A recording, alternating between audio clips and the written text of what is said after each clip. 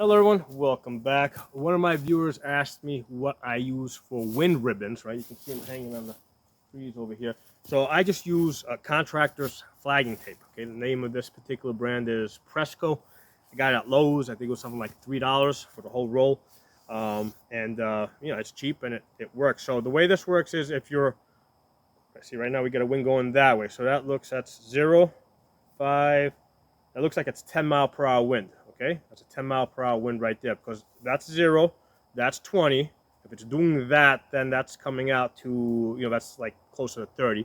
But that's 0, that's 20. So then you just divide. That's 5, 10, 15, 20. Okay, so when you see that wind going like this now, that's a 10-mile-per-hour wind. Okay, so I memorized the 10 mile, and also it's telling me that it's going that way. So if I'm shooting out that way, that's a full value. Because what I do is I memorize the 10-mile-per-hour numbers, and then what happens is if I have a 20-mile-per-hour wind, I just double those values. Or if I have a 5-mile-per-hour, I cut it in half. Just to give you guys an example, with the 9mm that I've been working with, where are you? So if you're working with inches, right, on the 10-mile-per-hour wind, at 100 yards, it'll move your bullet a half foot. At 150 yards, it'll move it a full foot, right, 12 inches. At 200 yards, it'll move it 2 feet. At 250 yards, it'll move it 3 feet. Okay, so I like to round my numbers off. Like I don't, like to feet because I can remember feet better than inches. And the reason is because the wind is never extremely consistent, and it does different things up and down range. So I don't get too crazy with trying to remember exact numbers. I just round it off to the nearest half foot or foot. So if I've got, let's say, at 100 yards with the 9mm, let's say I've got, all right, the wind is not going that way, okay, but let's say it's coming out 10 miles per hour that way, right? At 100 yards, it's a half foot adjustment. But what if it's doing that? Now I just doubled, right? So now it's a full foot. Or what if it's just doing a 5-mile-per-hour wind? Well, now it's basically just 3 inches. I just take that number and I cut it in half. So, by memorizing the 10-mile-per-hour numbers, right? I only have to memorize one set of numbers. And if the wind is double, I double the numbers. If it's half, I half the numbers. And that's for a full value, which is going sideways. If it's going diagonally, right, like this, right, if it's going in the diagonal direction, I'll also half the values as well. So, that's how I figure out my wind. So see, now it just shifted that way. It looks like it's now doing about 3 miles per hour that way.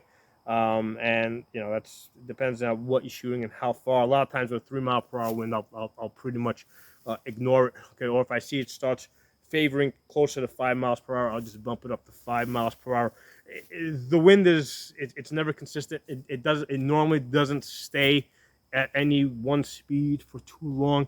And if you've got ribbons all the way out, downrange, you'll see that sometimes the ribbons up here are going in this direction, the ribbons down there are going in the opposite direction, and that's because the wind is doing that. Okay, so so a lot of times the wind will offset. What the wind is doing downrange is going to have more of an effect on the bullet than what the wind is doing up close, and the reason is because the bullet is traveling faster out here, and as it goes further out, it starts slowing down. So as it gets further out, the value of the wind further down is going to be greater than the value of the wind up front here. And again, now we're getting into fine-tuning stuff.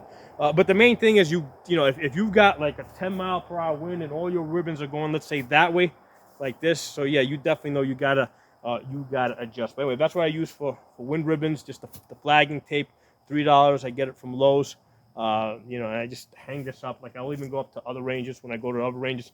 I'll just hang it up all the way down. I just leave it there. Other people will use it. When other people are using the range, they'll use it. So it's something that's very valuable. There's other ways to measure wind, such as a mirage.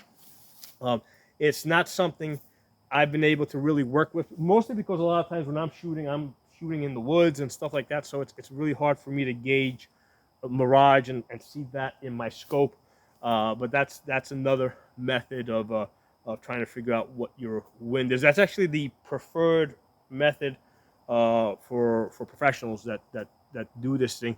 But you know, here's the thing: a lot of times they're working in much more open fields, and they have when you're working with Mirage. I believe the way that works is you have to look at your target, and then you have to focus back a little bit so that you can see what the Mirage is doing a little further back. But again, that's not something I have a great deal of experience out there. But I just want you guys to know that it exists. For me, by far the far easier method to work with is just with the wind ribbons. You know, they're cheap. You can hang them up anywhere. And so thanks for watching. I'll talk to you guys soon.